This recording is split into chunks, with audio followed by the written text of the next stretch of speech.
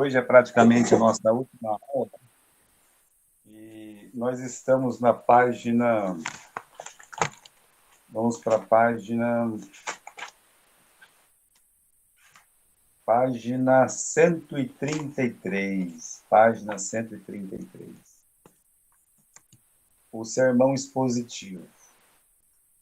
A gente falou sobre o sermão temático e quando nós falamos do sermão temático, ele é muito parecido com aquilo que a gente estudou no primeiro semestre, que é ter uma ideia mãe e desenvolver aquela ideia mãe. Então, você afirma, né, uma frase, você vai fazer uma frase afirmando aquele pensamento seu, né, e você vai provar aquilo que você afirmou. Você vai afirmar, Deus salva o pecador por Jesus, né? E aí você vai provar que Deus salva o pecador por Cristo, por Jesus Cristo, tá? Isso seria o sermão temático, né? Você vai ter um assunto e esse assunto ele é aleatório, né? Você vai trabalhar o sermão pelo assunto, né? O assunto é que vai fazer com que você procure na Bíblia os textos que vai encaixar no seu assunto, né? Então você pode falar assim, como assim? Vamos pensar, né? A gente estava falando daquela outra semana sobre, vamos pensar aqui, né?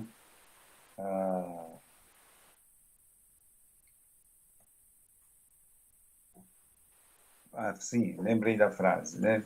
Do amor, da bondade de Deus. A gente trabalhou muito esse assunto ali com vocês, tá? Sobre a bondade de Deus. Bem, então, se a gente afirmar que Deus é bom, hoje eu quero afirmar para vocês que a bondade de Deus é infinita, né? Não tem fim. Deus é muito bom. Bom, você vai ter que procurar na Bíblia textos e exemplos de personagens para provar que Deus é bom. Então, se você fizer isso aí, você vai ter um sermão temático, tá bom? Por que temático? Você escolheu um tema. Qual é o tema? É Deus é bom. Ah, é? É. Por que você acha que Deus é bom?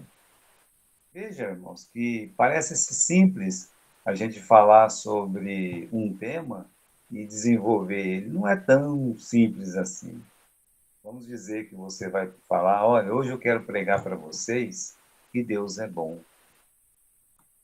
Porém, uma pessoa que está te ouvindo lá na igreja, alguém da família dele acabou de descobrir que tem uma doença praticamente incurável, ou que morreu alguém da família, ou que uma pessoa perdeu o emprego, ou a pessoa chegou lá para visitar a sua igreja e o marido abandonou, a esposa foi embora, o filho saiu de casa. Aí você vem com um tema desse, Deus é bom. Bem, você vai dizer, olha, Deus é bom. E vai mostrar exemplos de que Deus é bom. Mas como é que eu vou trabalhar essa área, né? Essa área do sofrimento humano? Como provar que Deus é bom no sofrimento humano? Veja que você tem que pensar em tudo, na mensagem temática. Você pode usar, por exemplo, o exemplo de José. O José, ele passou pela cova, pela casa do Potifar, pelo calabouço, né? E aí, olhando para a vida dele, por todo aquele sofrimento, a gente vê como Deus é bom. Todas as coisas cooperam para o bem daqueles que amam a Deus e são chamados pelo seu decreto. Deus é bom. Olha só, todo aquele sofrimento fez José se tornar o governador do Egito. E como governador do Egito, ele pôde ajudar a sua família. Está vendo só? Então, quando você tem um tema, a temática, né, o sermão temático, você tem que provar ele. E uma das formas de provar uma mensagem é você trabalhar o lado contrário. Por que Deus é bom até mesmo no sofrimento? Né? Como eu disse, podemos usar um exemplo da Bíblia como José. Tá? Depois nós falamos sobre o sermão textual. O sermão textual é aquele que é tirado direto do texto.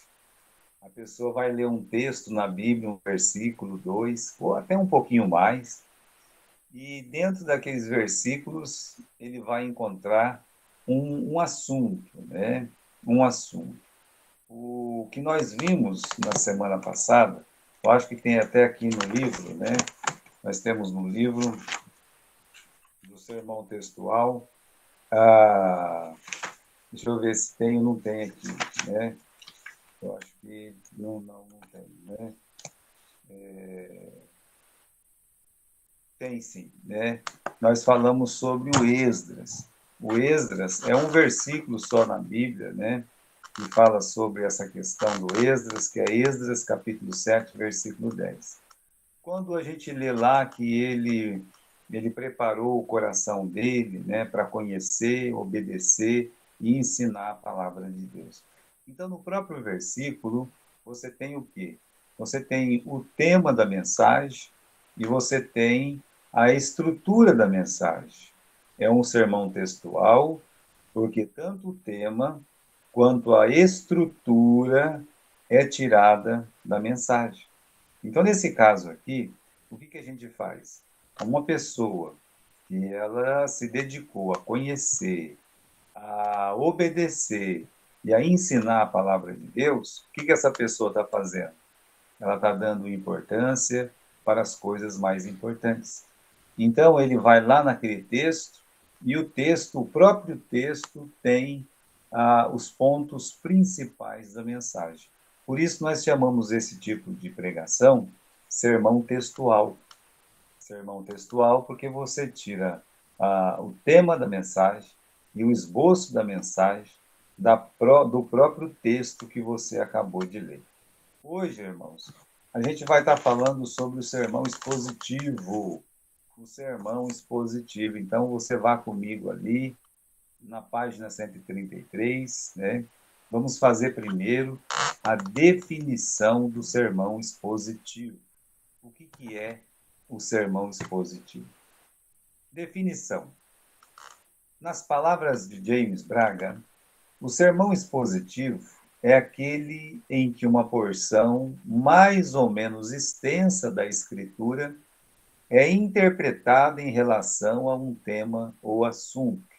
A maior parte do material deste tipo de sermão provém diretamente da passagem, e o esboço consiste em uma série de ideias progressivas que giram em torno de uma ideia principal. Meus irmãos, parece o sermão textual, mas não é um sermão textual. Sermão textual, os pontos principais ficam claros ali. Obedecer, né? O Esdras, ele conheceu a palavra, obedeceu a palavra e ele ensinou a palavra. Então, essas frases são tiradas do próprio versículo. Quando a gente fala de sermão expositivo, eu não sei se alguém já me ouviu ensinar na escola bíblica dominical. Geralmente eu faço um sermão expositivo na escola bíblica dominical.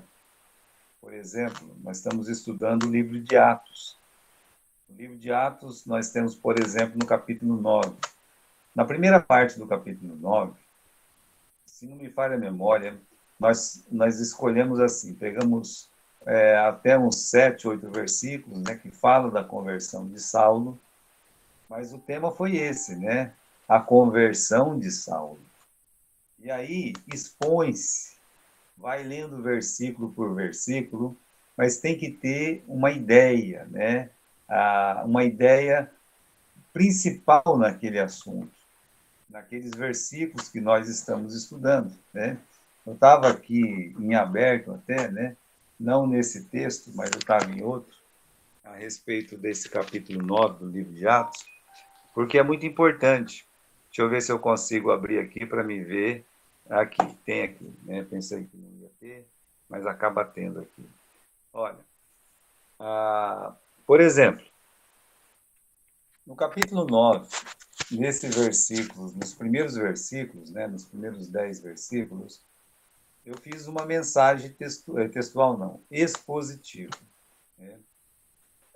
Eu falo assim, Atos 9, primeira parte, né? Mas eu sei, é só para se sintonizar. Mas o tema da mensagem é a conversão de Saulo. Perdão, o título da mensagem é a conversão de Saulo. Mas o tema da mensagem é o dia que nos rendemos a Deus. O dia que nos rendemos ao chamado de Deus. E aí, meus irmãos, aqueles 9, 10 versículos que eu vou ler, eles têm que estar ligados com essa ideia principal, com essa afirmação. Qual a afirmação? O dia que nos rendemos a Deus. Essa é a afirmação. Então, eu vou trabalhando a vida de Paulo, né, nesse momento. Eu falo quem era Saulo, né, que era o carrasco da igreja, mas um estudioso do farisaísmo, né?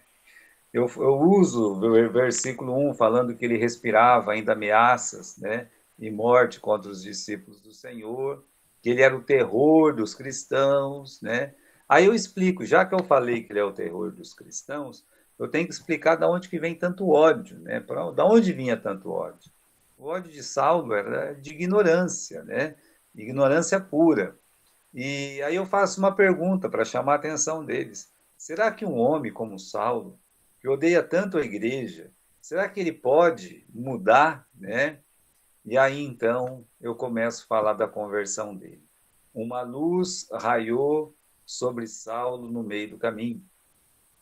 Eu uso um pouco do versículo com um pouco da ideia. Olha, uma luz raiou sobre Saulo no meio do caminho, né? E aí eu falo que Saulo ele caiu do cavalo, né? Deus derrubou ele do cavalo. Quando Deus derruba uma pessoa do cavalo, ele levanta essa pessoa. Paulo literalmente caiu, né? Ouviu aquela voz que falou desde o céu, e quando aquela voz chamou Saulo, Saulo, né? Por que me persegues? Saulo ele se rende, né? Então Jesus ele se apresenta, eu sou Jesus, né? Saulo não questiona, não levanta objeção, apenas ele se rende. Ele diz: Senhor, que queres que eu faça?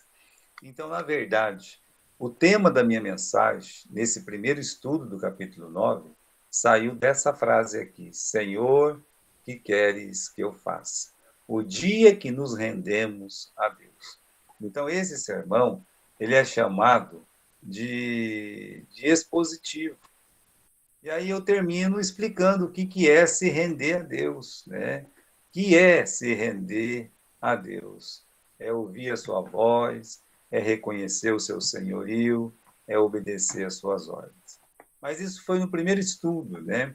Do capítulo 9, foi assim que nós trabalhamos o capítulo 9 no primeiro estudo. Agora, no segundo estudo, assim, eu ia fazer só 3 partes, né? Mas eu fiz em 4 partes o capítulo 9. Tinha uma frase lá que se destacava entre as outras frases, né? Que é quando caiu dos olhos de Saulo como escamas, né? Como escamas de seus olhos. Então, eu fiquei pensando, né? Ele estava cego, mas não era uma simples cegueira, tinha uma coisa que tapava o olho de Saulo. E aí, então, eu tirei esse tema, né? Qual foi o tema da segunda mensagem do capítulo 9, né? Retirando o véu que está no nosso coração. Por quê? Porque Saulo, quando ele se converte, ele tem que se afastar, né? As coisas da velha religião têm que ser deixadas de lado. Então, nós trabalhamos esse assunto, a retirada do véu. No terceiro estudo, o que nós vimos no terceiro estudo do capítulo 9, né? Foi que Saulo ele se converte, né? Primeiro, depois que o véu cai dos seus olhos, né? Ele abre o olho para o evangelho, para a palavra de Deus, e aí ele quer trabalhar para Deus, porque ele se converteu. Então, o terceiro estudo expositivo, no capítulo 9, foi o início frustrante na carreira, o início frustrante de Saulo, né, na carreira cristã. Porque ele tinha muita vontade de pregar o nome de Jesus, que ele tinha se convertido, mas as portas se fecharam para Saulo, né? Ele não conseguiu fazer sucesso como pregador em Damasco, teve que descer lá, o pessoal, os irmãos da igreja, teve que descer ele num cesto de noite, escondido, né? De lá ele foi lá para Jerusalém, talvez pensando que ia ser uma pessoa muito importante, um pregador muito importante em Jerusalém, praticamente não foi recebido. Foi Barnabé que pegou ele, levou ele, apresentou para os irmãos, e por fim os irmãos pagaram uma passagem só de ida para ele, lá para Tarso, né? Então o Saulo de Tarso volta para Tarso. Ou seja, o início de Saulo na carreira cristã foi frustrante, né? Não foi como ele esperava. Depois sim ele deslanchou. Então a gente trabalhou esse assunto no terceiro estudo. No último estudo, né, no quarto estudo, aqui do capítulo 9, nós falamos sobre a cura de Jesus, a cura de Enéas, a ressurreição de Dorcas. E a pergunta que se faz nesse estudo é: Jesus ainda cura? Está vendo, irmãos? Então, nós fizemos 4 sermões expositivos no capítulo 9. Eu acredito que a escola bíblica dominical ela é um bom lugar para você fazer um sermão expositivo. O sermão expositivo te ajuda e ajuda os irmãos. Por quê? Te ajuda porque você vai estar estudando mais a Bíblia para poder explicar e vai ajudar os irmãos porque é mais fácil deles entenderem, tá bom? Então vamos aqui voltar para o nosso papel aqui, né, para o nosso livro. Meditemos sobre a frase que diz: o sermão expositivo é aquele em que uma porção mais ou menos extensa da Escritura é interpretada em relação a um tema ou um assunto. Em suma, ele quer dizer que no meio dos versículos usados se encontra a ideia mãe, formando assim uma unidade expositiva. Lembra que eu falei para vocês? Eu tento encontrar um versículo, uma frase num versículo para me dar o tema da mensagem, tá? Então, aqui na cura de Enéas ficou fácil, né? Conversão de Saulo, né? Quando eu tento falar para eles que a necessidade de rendição, né? O dia que nos rendemos a Deus, Senhor, que queres que faça? Então, você vai encontrar o tema da mensagem no sermão expositivo numa frase marcante. Tudo que você tem que fazer é ligar os pontos, né? Indo versículo por versículo, não fugindo do assunto que você escolheu, que é o quê? Rendição. Nos rendemos a Jesus. Bom, né? Continuando aqui, o tema do sermão expositivo é extraído de vários versículos em vez de apenas um. Tá bom? Eu falei para vocês que eu separei o capítulo 9 em 4 partes, mas se a pessoa separa, estuda um capítulo inteiro só no domingo de manhã, é bom também, é excelente, né? Há pastores que fazem isso. Eu, por exemplo, faço isso na quarta-feira, quando eu estudo o livro de Gênesis com a igreja, com os irmãos. Eu vou de capítulo em capítulo. Isso significa que em um ano eu estudo com a igreja o livro de Gênesis todinho. Dá para fazer isso, é um pouquinho mais trabalhoso. Melhor seria se dividisse, né, o capítulo em 2, 3 assuntos. Mas como nós estamos estudando um livro e eles têm facilidade, né, de estudar um capítulo e tal, aí você, falando um capítulo por semana nesse sermão expositivo, você acaba ajudando eles a fixar melhor na mente aquilo que precisa. Vamos continuar. Qual que é a vantagem do sermão expositivo? A vantagem, creio, que a grande vantagem do sermão expositivo é que o pregador precisa irremediavelmente de ter uma Bíblia na mão. ou pelo menos na mente, né? Vai que a pessoa tem problema visual, vai que a pessoa não sabe ler, né? Então, ele tem que ter conhecimento da palavra. Não há tarefa. Tosse aqui. Não há tarefa mais tediosa para os que vão buscar o verdadeiro maná na igreja do que ver o pregador dar o tema da sua mensagem e não fazer o uso da Bíblia. Eu não gosto disso, da pessoa ir lá, falar que vai pregar sobre um assunto, e aí quando ela vai pregar sobre o assunto, ela nem lê a Bíblia, né? Não lê a palavra de Deus. Ou lê um versículo ali, esquece completamente, não usa mais a Bíblia.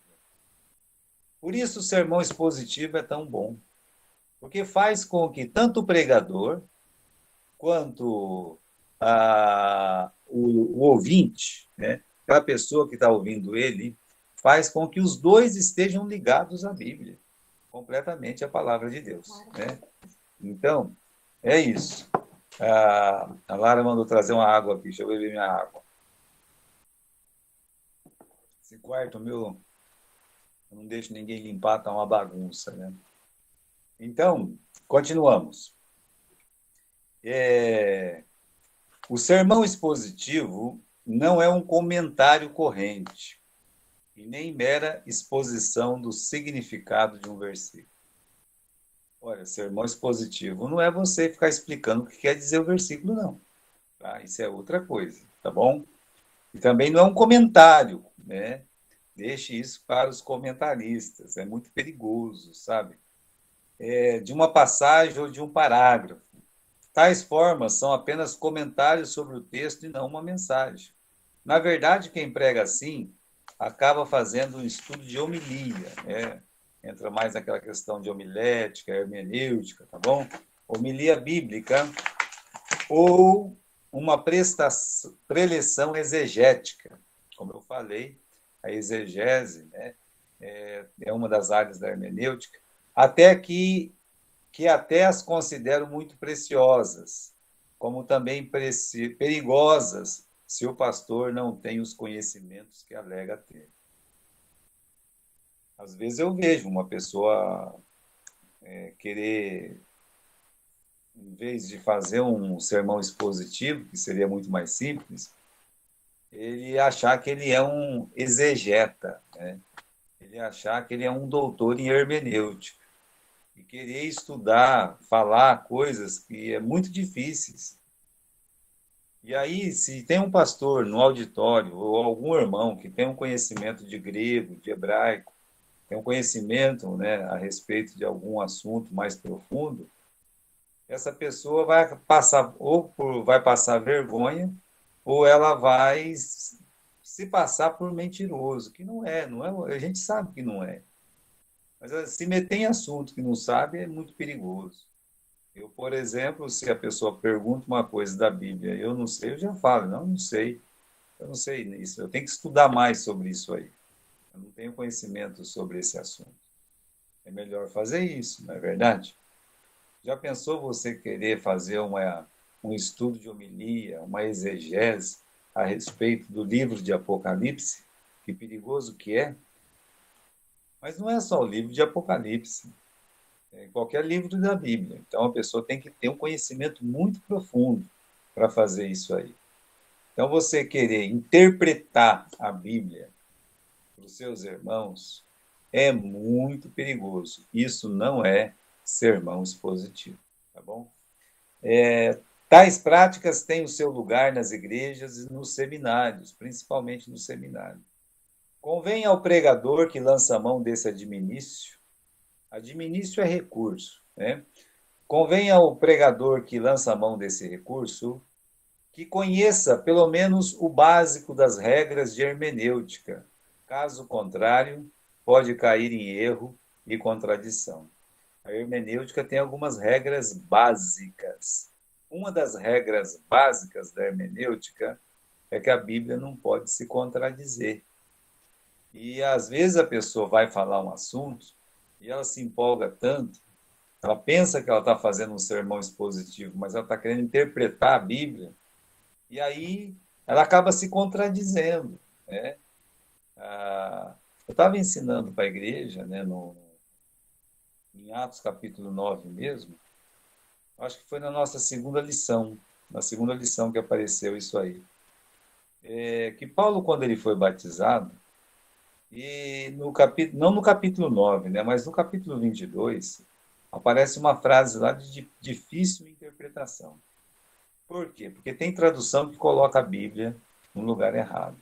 Quando Jesus ele fala, ó, Saulo, né, batiza-te, lava os teus pecados para você receber perdão dos seus pecados, né? É uma coisa assim. Deixa eu ver se eu tenho na Bíblia aqui, para você ver como, às vezes, uma vírgula que se coloca no lugar errado já dá um problemão. E as pessoas querer fazer hermenêutica no lugar de sermão expositivo acaba se dando mal, né? Aqui, capítulo 22, de versículo, se você tem a Bíblia aí, você pode ver comigo, né? Então, aqui, capítulo 22, e versículo 16. Eu vou ler aqui. E agora, o que te detens? Levanta-te, batiza-te e lava os teus pecados, invocando o nome do Senhor. Então, tem tradução que não traz todas essas vírgulas nos devidos lugares. Tem tradução que tira vírgula. Por exemplo, fala assim, olha, levanta-te e batiza para lavar os teus pecados. Né? Olha só. Aí você vai entender que o batismo está lavando o pecado. A pessoa batizou, então ela vai ter o pecado dela lavado. Isso contradiz com a palavra de Deus, porque a palavra de Deus diz que a única coisa que lava, que tira, que purifica o nosso pecado é o sangue de Jesus. Então, o certo é como essa Bíblia aqui coloca, né? A vírgula no lugar da vírgula. Vou ler de novo aqui. Levanta-te, vírgula, batiza-te, vírgula, e lava os teus pecados, vírgula, invocando o nome do Senhor. Quando é que nós lavamos os nossos pecados? No batismo? Não. Invocando o nome do Senhor. Então, repare, como é importante nessa questão. Vou fazer um sermão expositivo. Então, você precisa conhecer a Bíblia, conhecer a palavra de Deus, né? Mas se você entrar nesses assuntos, que é um pouco mais difícil, você tem que ter uma boa base, um bom conhecimento, para que você não contradiz a própria palavra de Deus, tá bom? Então vamos continuar aqui, né? O que faz um sermão ser um sermão é que ele tem uma forma específica de sermão, ou seja, você vai afirmar uma coisa, depois você vai provar ela. É isso que faz um sermão. Eu vou afirmar e eu vou provar. Eu posso fazer isso na mensagem expositiva. Como assim? Na mensagem expositiva, em Atos capítulo 9, a cura de Enéas. Aí eu vou afirmar, Jesus ainda cura, eu posso afirmar, né? Ou eu posso afirmar negando, né? Jesus não cura mais, né? Eu posso afirmar afirmando, sim, Jesus ainda cura, né? Eu posso afirmar perguntando, Cristo ainda cura? Né? Ou eu posso afirmar exclamando, a cura de Jesus. Entender? Eu posso ter esse tema na minha mensagem expositiva. E eu vou tirar isso do próprio texto. E não vai ser uma mensagem textual. Né? Continuando. O excelente livro de James Braga, novamente, né, fez o seguinte exemplo de sermão. Lá no Salmo 23, temos um sermão expositivo. Olha lá. O assunto: as bases do contentamento das ovelhas do Senhor. Mas é muita coisa para ser lembrada, né? Você podia colocar aqui, né, a, o conhecimento, né, ovelhas contentes, como, né, ovelhas felizes, você poderia colocar, né, como título da sua mensagem. Ovelhas felizes. E aí, no tema, né, a afirmação seria, né, as bases do contentamento das ovelhas do Senhor, né? Só que aí não vai virar uma afirmação do jeito que está colocando aí, tá? Tem que, tem que reescrever essa frase aí. Muito bem, né? Então, o primeiro ponto foi o quê? O pastor das ovelhas. O Senhor é o meu pastor, né? Então, esse pastor, meus irmãos, ele é um pastor divino. Esse pastor, ele não é só um pastor divino porque ele é Deus. Ele é um pastor pessoal. O Senhor é o meu pastor. Deus é um pastor pessoal, ele me conhece. Ele me conhece assim profundamente. Ele sabe tudo sobre mim. Ele sabe quando eu estou bem, quando eu estou mal. Ele sabe se eu estou certo, se eu estou errado. Então, o Senhor é um pastor divino. O Senhor é um pastor divino e pessoal. Aí, o segundo ponto da mensagem, né? A provisão das ovelhas. Né? Então, qual é a provisão das ovelhas do Senhor? Aí você vai naquele salmo e você encontra, né? O Senhor é o meu pastor, nada me faltará. Deus ele promete não faltar nada, mas nada o quê, né? E continua, né? Deitar-me faz em verdes pastos, guia-me mansamente às águas tranquilas. Tá vendo? Então, nós temos aí a provisão das ovelhas. Primeiro, o descanso, deitar-me faz. O descanso. Segundo, direção, né? Que vai estar no versículo 3. Deixa eu ver aqui o Salmo 23.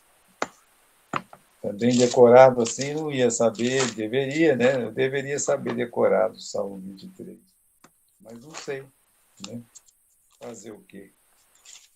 Tinha um tempo eu acho que eu sabia quando eu era novo. Quando eu era da idade do Davi, eu sabia. Vale a pena ter 15 anos, 16, né? Olha aqui, no Salmos 23. Tchan, não aparece nunca, né? O Senhor é o meu pastor e nada me faltará. Deitar-me faz em verdes pastos, guia-me mansamente às águas tranquilas. Refrigera minha alma, guia-me pelas veredas da justiça, por amor do teu nome. Então, a direção, né, é essa aqui. Qual que é? Guia-me pelas veredas da justiça. O conforto no versículo 4.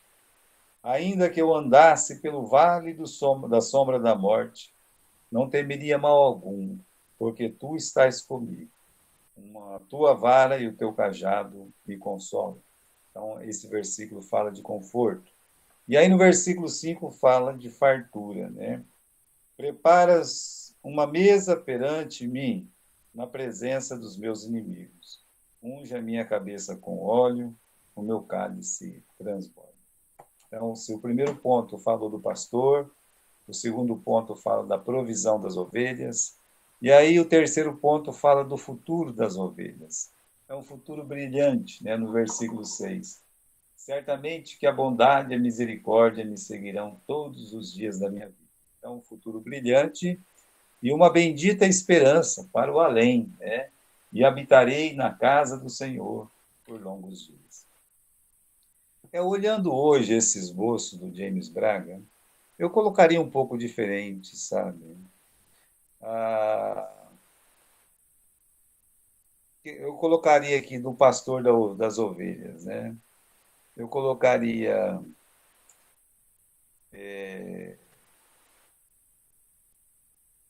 quem é esse pastor? no segundo ponto, né? O que esse pastor oferece? Né? E aí, no final, eu colocaria para onde esse pastor nos levará, né? Então, é assim, talvez eu mudaria alguma coisa do que ele colocou, mas isso aqui foi copiado lá daquele livro, então a gente não tem que mudar é nada, não é verdade? Vamos continuar aí na página 135. Alguns passos são fundamentais para fazer um bom sermão expositivo. Primeiro, né?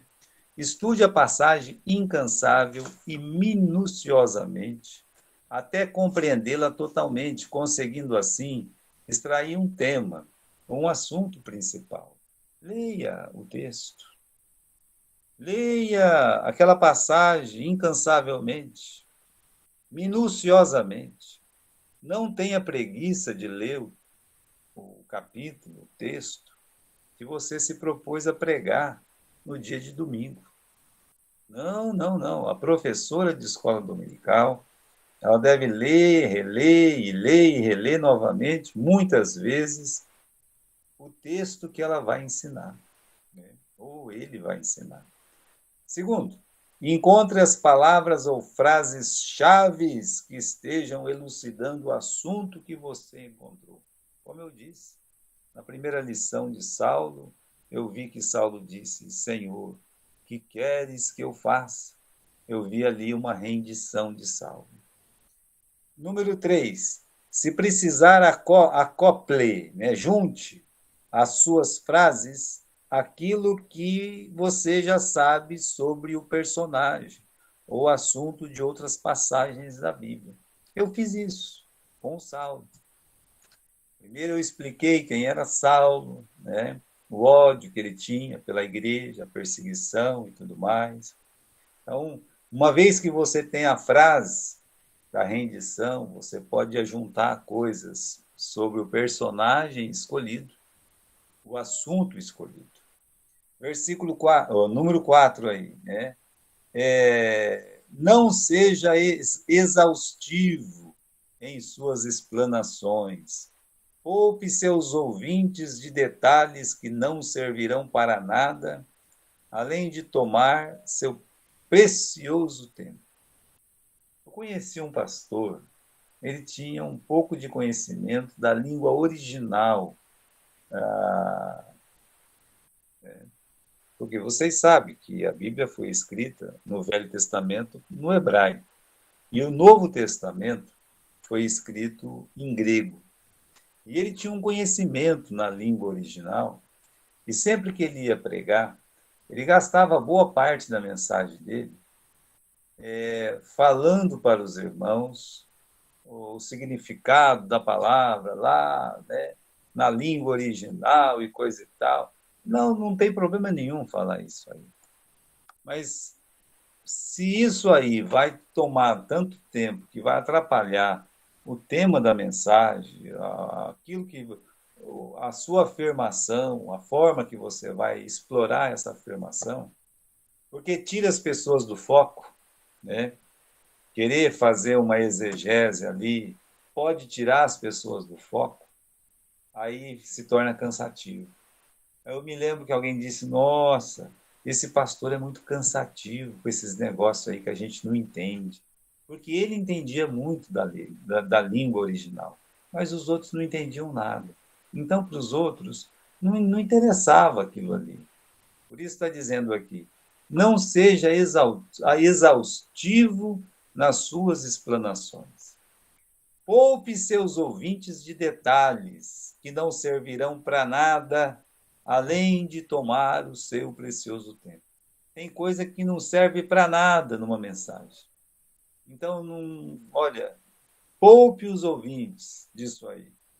Suas palavras ou frases principais devem ser coerentes e atualizadas com a vida espiritual da sua assistência.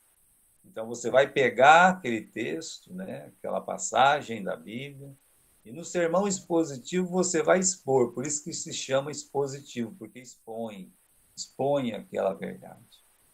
E você vai trabalhar aquilo ali, né?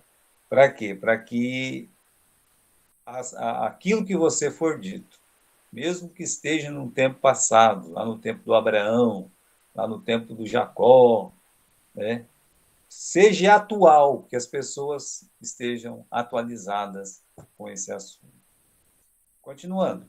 Alguns pregadores são especialistas em trabalhar um sermão expositivo. É o caso de J.C. Ryle, né? Seu comentário sobre os evangelhos é uma riqueza de exposição. Eu amo muito o comentário do Ryle, porque ele fala ao nosso coração quando ele expõe a palavra de Deus. Deixo aqui um simples exemplo desse comentarista na passagem de Lucas, capítulo 8, do versículo 4 ao 15, que fala, né, da parábola do semeador, né? Retiramos apenas os pontos principais, sem o comentário, tá? Ele faz um exórdio na parábola do semeador. Ele fala assim: a parábola do semeador, contida nesses versículos, é citada com mais frequência do que qualquer outra na Bíblia. O que se descreve está se passando constantemente em todas as congregações onde se prega o Evangelho. As 4 classes de pessoas aqui referidas encontram-se em todas as assembleias que ouvem a palavra divina. Eu achei esse exórdio maravilhoso. Ele fala, olha, essa parábola é uma das mais pregadas da Bíblia, em todos os tempos. Ele está dizendo aqui, olha, todas as igrejas enfrentam esses problemas que estão aqui nessa passagem, né? As 4 classes de pessoas dessa passagem encontram-se em todas as igrejas ou em todos os lugares que se ouve a palavra de Deus.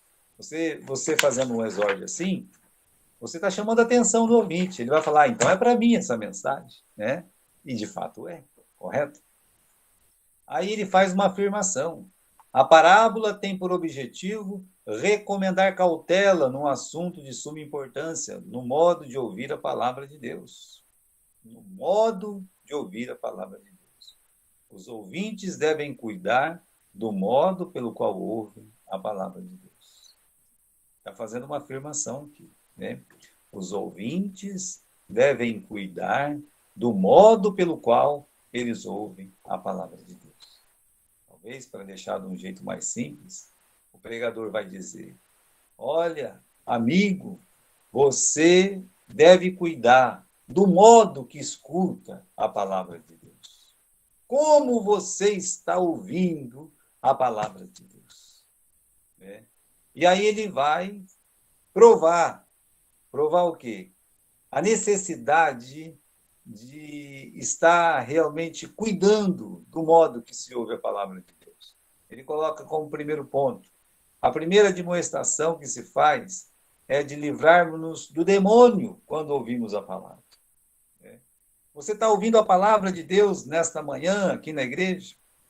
Então esta passagem ensina, primeiramente, que devemos nos livrar do demônio. Por quê? Porque os pássaros vão lá comer a semente.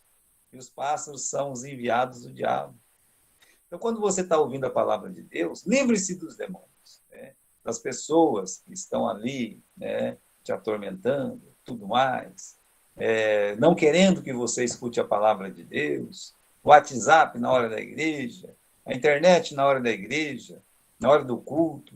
Então, livre-se dos demônios que te impedem de ouvir a palavra de Deus. Segundo ponto, evitemos que a impressão que recebemos ao ouvir a palavra não seja passageira. Né? Porque o que ouve a palavra e é como que caiu no meio das pedras, cresceu rapidamente, mas logo murchou. Murchou, né?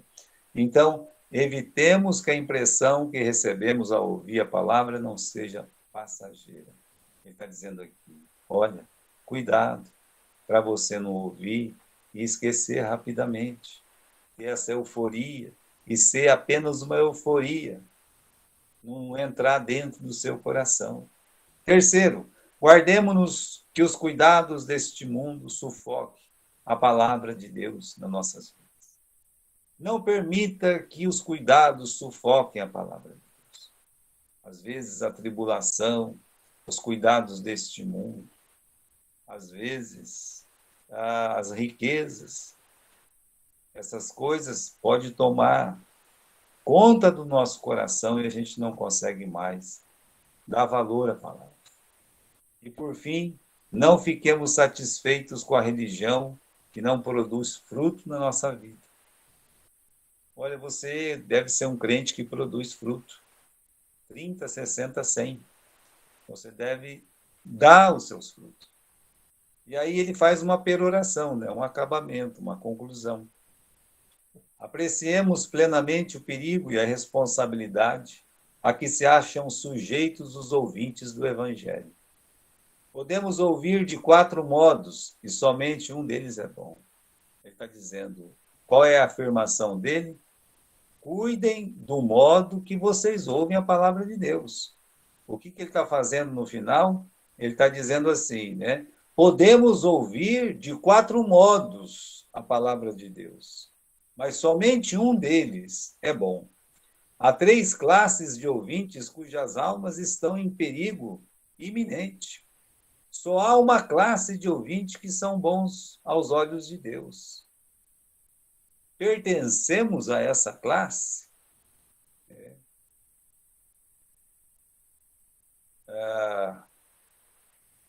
Muito bem, né? Então, irmãos, isso aqui foi aqui também colocado no livro. Lembro-me de que certa feita, ao pregar na mesma mensagem, dei-lhe o título Atrapalhando a Mensagem, onde afirmei que Satanás faz de tudo para impedir que a palavra de Deus nasça, cresça e frutifique. Os pontos são os seguintes: o inimigo tentará roubar a mensagem do seu coração. O inimigo tentará fazê-lo desviar após a conversão. O inimigo tentará fazê-lo um crente infrutífero, mesmo que se desvie. E aí, meus irmãos, findamos aqui o nosso estudo de arte de falar. Espero que o mesmo possa ajudá-lo no preparo e entrega de suas mensagens. Que Deus abençoe ricamente.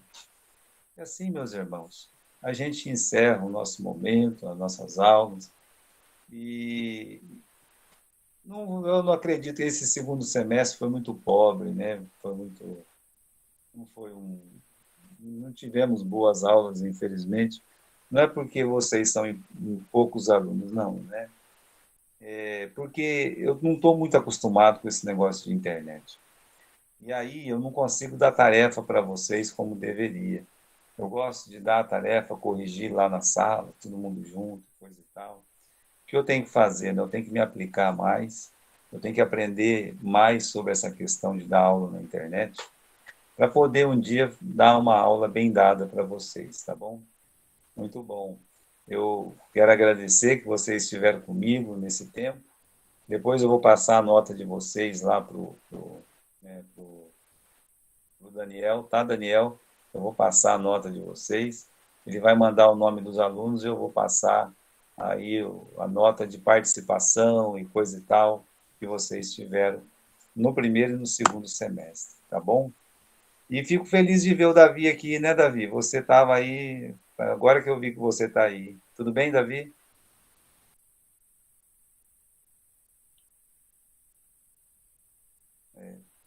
Acho que ele não me ouviu, mas está tudo bem, né?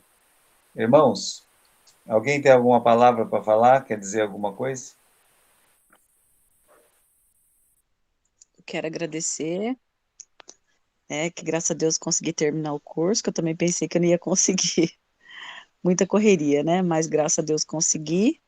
E as aulas foram ótimas, pastor. Aprendi muito, viu? Muito obrigado e estou muito feliz. Eu que agradeço, Cássio. Estou devendo essa para vocês, né? Espero um dia mandar uma cópia desse livro para cada um de vocês, tá bom? Para essa última turminha que ficou, né?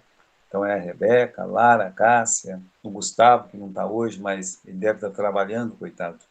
Ele trabalha à noite às vezes. E eu que agradeço, né, Cássia, de vocês terem ido até o fim, tá bom? Alguém quer falar mais alguma coisa?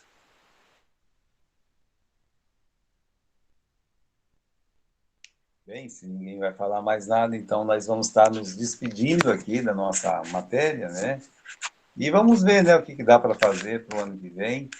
É como eu disse para vocês, a gente tentou fazer tudo num semestre só, não conseguiu. E aí, então, a gente fez esse à parte, né? E por isso eu peço que vocês continuem orando. Quero visitar os irmãos lá em Duartina, assim que puder. Quero visitar os irmãos em Nova Fátima, assim que puder, né? Então, que Deus possa abençoar, né, a vida de vocês, tá bom? Que Deus os abençoe. Amém? Amém. Obrigado. Boa noite.